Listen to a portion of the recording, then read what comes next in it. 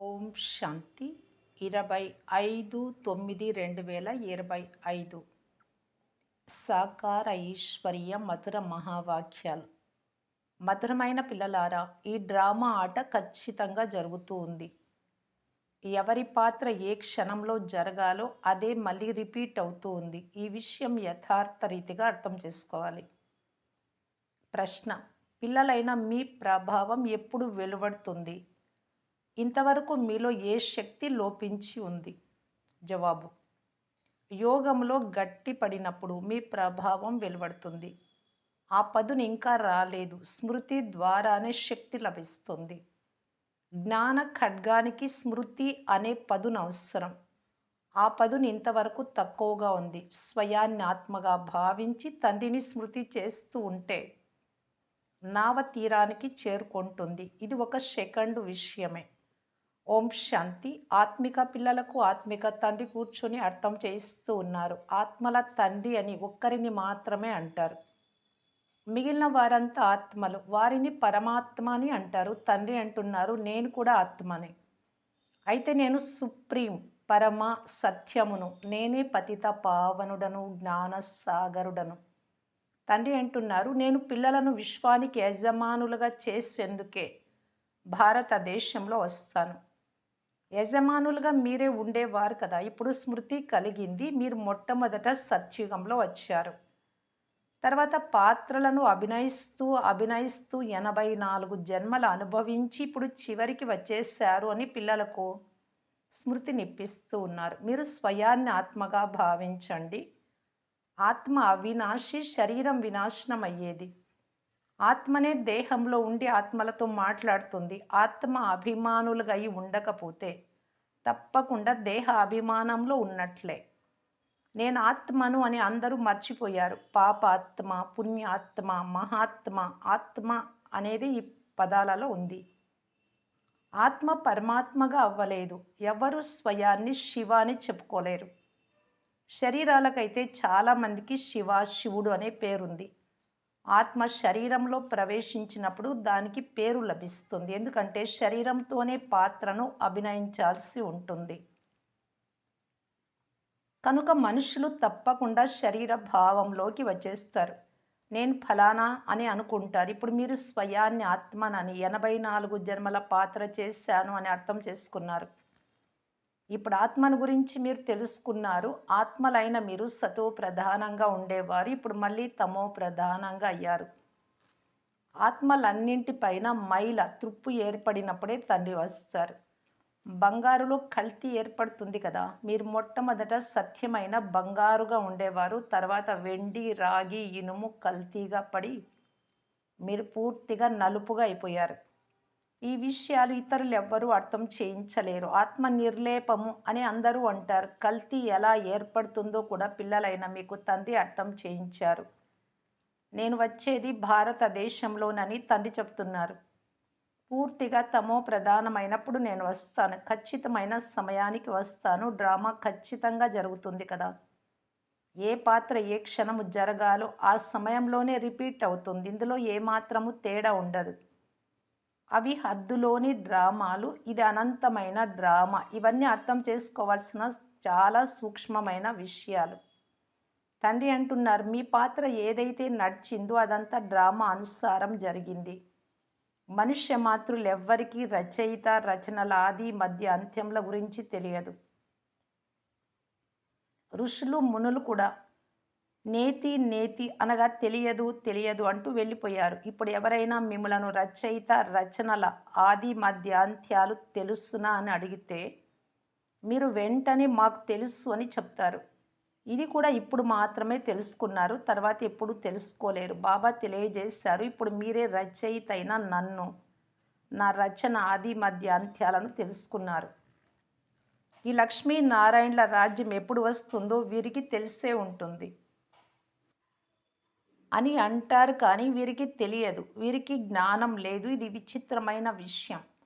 మాకు జ్ఞానం ఉంది అని మీరు అంటారు. తండ్రి పాత్ర ఒక్కసారి మాత్రమే ఉంటుంది అని మీకు తెలుసు. మీ లక్ష్యం లక్ష్మీనారాయణలుగా అవ్వడం. అయిన తర్వాత చదువుకునే అవసరమే ఉండదు. బ్యారిస్టర్గా అయ్యాక మళ్ళీ చదవరు కదా ఆ కోర్సు. చదివించే తండ్రిని స్మృతి చేయాలి.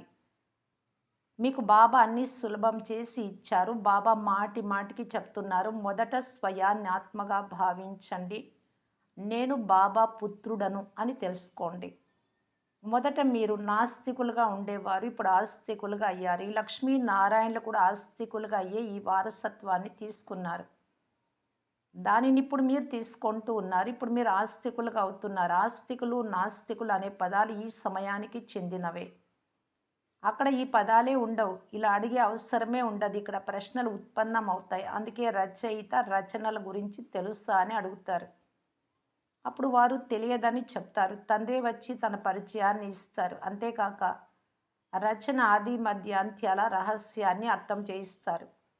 తండ్రి అనంతమైన మాలికులు, వారే రచయిత.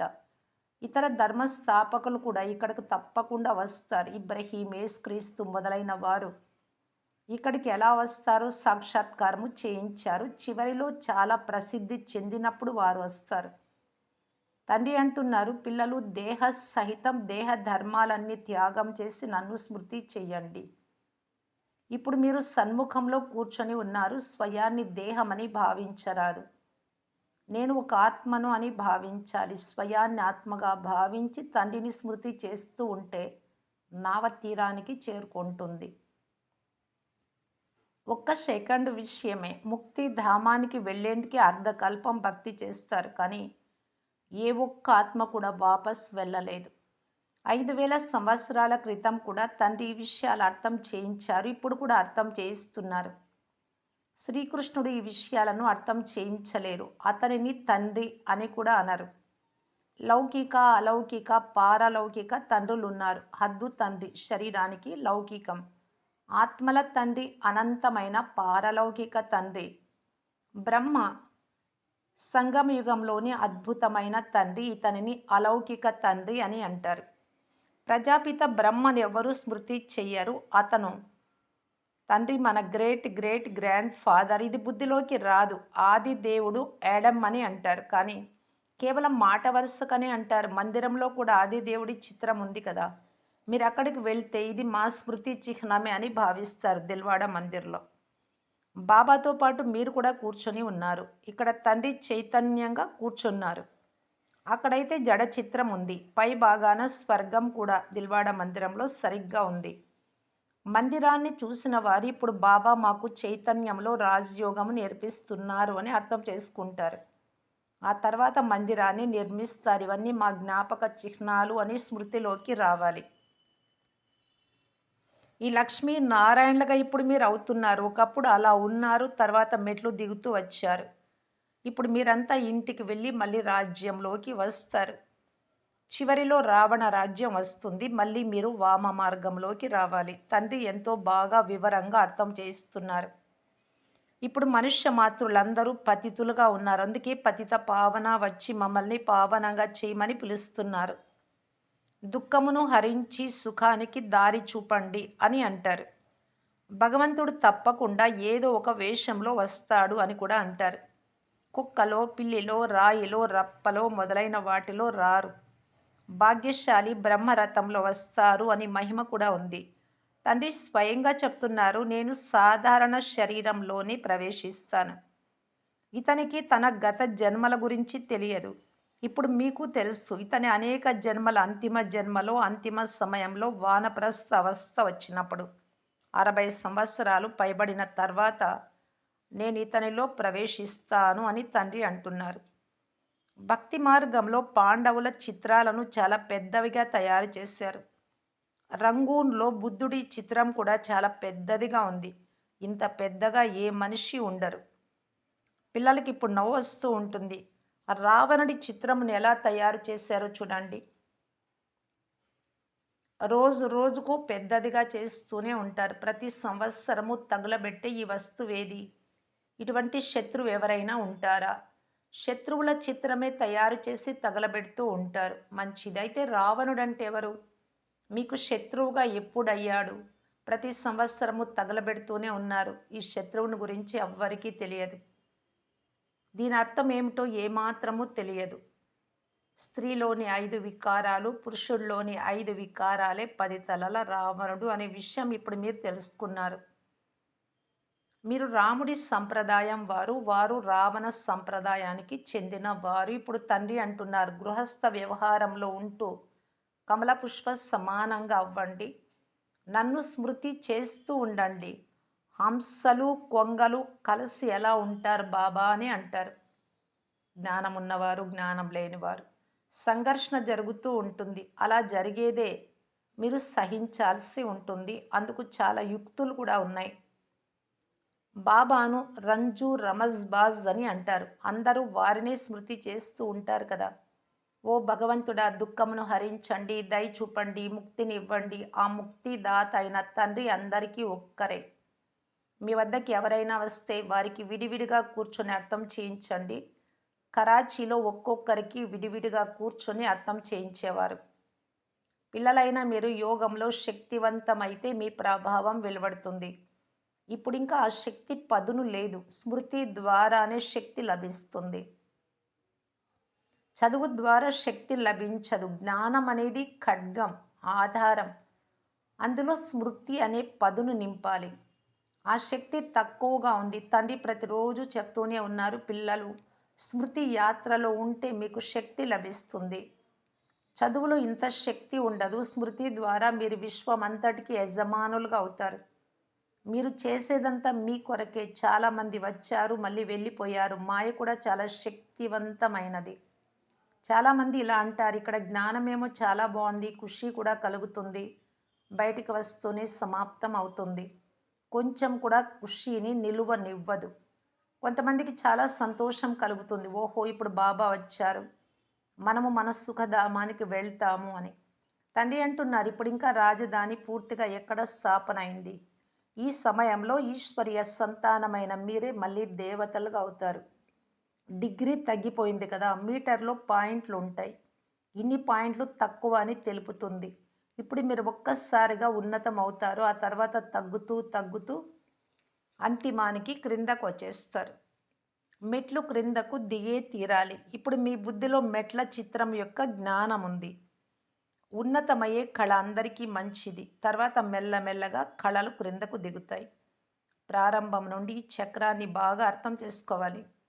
ఇప్పుడు మీది ఉన్నతమయ్యే కళ. ఎందుకంటే తండ్రి జతలో ఉన్నారు కదా. మానవులు ఏ ఈశ్వరుడిని సర్వవ్యాపి అని అంటారో ఆ ఈశ్వరుడే ఇప్పుడు మధురాతి మధురమైన పిల్లలు పిల్లలు అని అంటున్నారు. పిల్లలు కూడా బాబా బాబా అని అంటారు. బాబా మిమ్మల్ని చదివించడానికి వచ్చారు. ఆత్మ చదువుకుంటుంది, ఆత్మనే కర్మలు ఆచరిస్తుంది. ఆత్మలైన మీరు శాంతి స్వరూపులు. ఈ శరీరం ద్వారా కర్మ చేస్తున్నారు. అశాంతి అను పదం ఎప్పుడు అంటారు? దుఃఖం కలిగినప్పుడు. పోతే శాంతి మీ స్వధర్మం. చాలామంది మనశ్శాంతి కావాలి అని అంటారు. అరే, ఆత్మ స్వయంగా శాంతి స్వరూపం. ఆత్మల ఇల్లే శాంతిధామం. మీరు స్వయాన్ని మర్చిపోయారు. మీరు శాంతిధామంలో నివసించేవారు. శాంతి అక్కడ మాత్రమే లభిస్తుంది. ఈ రోజులలో అందరూ ఒకే రాజ్యం, ఒకే భాష ఉండాలి అని అంటున్నారు. ఒకే కులం, ఒకే మతం, ఒకే దేవుడు అని అంటారు. ఇప్పుడు ప్రభుత్వం కూడా ఒకే దేవుడు అని వ్రాస్తూ ఉంది. మళ్ళీ సర్వవ్యాపి అని ఎందుకు అంటారు? ఒకే దేవుడిని ఎందుకు అంగీకరించడం లేదు? మీరు లక్ష్మీనారాయణల చిత్రాన్ని తయారు చేస్తారు. పైన ఇలా వ్రాయండి, సత్యుగంలో వీరి రాజ్యం ఉన్నప్పుడు ఒకే దేవీ దేవత ధర్మం ఉండేది. కానీ మనుషులు ఏమాత్రం అర్థం చేసుకోరు, గమనం ఇవ్వరు. మీ బ్రాహ్మణ కులానికి చెందిన వారికి గమనం ఉంటుంది, ఇతరులెవ్వరికీ అర్థం అవ్వదు. అందుకే బాబా అంటున్నారు, వేరువేరుగా కూర్చుండబెట్టిన తర్వాత క్రొత్త వారికి అర్థం చేయించండి. ఫారం నింపిస్తే తెలుస్తుంది. ఎందుకంటే ఒక్కొక్కరు ఒక్కొక్కరిని అంగీకరిస్తారు. అందరినీ కలిపి ఎలా తెలిపిస్తారు? వారి వారి మాటలు వినిపించేందుకు ప్రారంభిస్తారు. మొట్టమొదట మీరు ఎక్కడికి వచ్చారు అని అడగాలి. బీకే పేరు విన్నారా అని అడగాలి. ప్రజాపిత బ్రహ్మ మీకేమవుతారు? ఎక్కడైనా పేరు విన్నారా? మీరు ప్రజాపిత బ్రహ్మ సంతానము కాదు, మేం ప్రాక్టికల్గా వారి సంతానము. మీరు కూడా వారి సంతానమే, కానీ మీకు అర్థం కాలేదు అని నెమ్మదిగా తెలియజేయాలి. తెలియజేసేందుకు చాలా యుక్తి కావాలి. మంచిది. మధురాతి మధురమైన అపురూపమైన పిల్లలకు మాతా పిత బాప్దాదాల ప్రియ స్మృతులు మరియు గుడ్ మార్నింగ్. ఆత్మిక పిల్లలకు ఆత్మిక తండ్రి నమస్తే. మధురాతి మధురమైన అపురూపమైన పిల్లలకు మాతా పిత బాప్దాదాల ప్రియ స్మృతులు మరియు గుడ్ మార్నింగ్. ఆత్మిక పిల్లలకు ఆత్మిక తండ్రి నమస్తే. ధారణ కొరకు ముఖ్య సారం. ఫస్ట్ పాయింట్, మందిరాలు మొదలైన వాటిని చూస్తూ ఇవన్నీ మా స్మృతి చిహ్నాలే, మా జ్ఞాపకార్థాలు అని సదా గుర్తు ఉండాలి. ఇప్పుడు మళ్ళీ మేము ఈ విధంగా లక్ష్మీ నారాయణలుగా అవుతున్నాము అనే సంతోషంలో ఉండాలి. సెకండ్ పాయింట్, గృహస్థ వ్యవహారంలో ఉంటూ కమల పుష్ప సమానంగా అతీతంగా ప్రియంగా ఉండాలి. హంసలు కొంగలు ఒకే చోట కలిసి ఉన్నప్పుడు చాలా యుక్తిగా నడుచుకోవాలి, సహించాలి కూడా. వరదానము ఏకత, ఐక్యత మరియు సంతుష్టతల సర్టిఫికేట్ ద్వారా సేవలలో సదా సఫలతామూర్తిభవ. సేవలో సఫలతామూర్తిగా అయ్యేందుకు రెండు విషయాలు గమనం ఉంచుకోండి. ఒకటి, సంస్కారాలను కలుపుకొని ఐకమత్యం, అందరితో అడ్జస్ట్ అయిపోవాలి. రెండవది, స్వయం కూడా సదా సంతుష్టంగా ఉండండి, ఇతరులను కూడా సంతుష్టపరచండి. సదా ఒకరికొకరు స్నేహ భావనతో, శ్రేష్టత భావనతో సంపర్కంలోకి వస్తే ఈ రెండు సర్టిఫికెట్లు లభిస్తాయి. అందరి పట్ల స్నేహ భావన, శ్రేష్ట భావన, స్నేహము తర్వాత శ్రేష్టత, ఈ రెండు ఉన్నప్పుడు ఐక్యత, సంతుష్టత అనే సర్టిఫికెట్లు లభిస్తాయి. తర్వాత మీ ప్రాక్టికల్ జీవితము తండ్రి ముఖాన్ని చూపించే దర్పణంగా అయిపోతుంది, బాబా సమానంగా. ఆ దర్పణంలో తండ్రి ఎవరో ఎలా ఉన్నారో అలా కనిపిస్తుంది. స్లోగన్, ఆత్మస్థితిలో స్థితమై అనేక ఆత్మలకు ప్రాణదానమునిస్తే, ఆత్మస్థితిలో స్థితమైతే అనేక ఆత్మలకు ప్రాణదానం ఇచ్చినట్టు. అప్పుడు ఆశీర్వాదాలు లభిస్తాయి. అవ్యక్త సూచన, ఇప్పుడు లగ్నం యొక్క అగ్నిని ప్రజ్వలితం చేసి యోగాన్ని జ్వాలారూపంగా చేసుకోవటానికి బాప్దాదా తెలియజేస్తున్నారు. ఎలాగైతే అగ్నిలో ఏదైనా వస్తువును వేసినప్పుడు దాని పేరు, రూపము, గుణము అన్నీ మారిపోతాయో, అలా ఎప్పుడైతే తండ్రి స్మృతి యొక్క లగ్నం అనే అగ్నిలో పడితే మీరు పరివర్తన అయిపోతారు. పూర్తి బాబా పైన లగ్నం ఉంటే మనుషుల నుండి బ్రాహ్మణులుగా అయిపోతారు. తర్వాత బ్రాహ్మణుల నుండి ఫరిస్తాలుగా, ఫరిస్తా నుండి దేవతలుగా అయిపోతారు. లగన్ అనే అగ్ని ద్వారా ఎటువంటి పరివర్తన అవుతుంది అంటే నాది అనేది ఏది ఉండదు. అందువలన స్మృతినే జ్వాలారూపమని అన్నారు. ఓం శాంతి.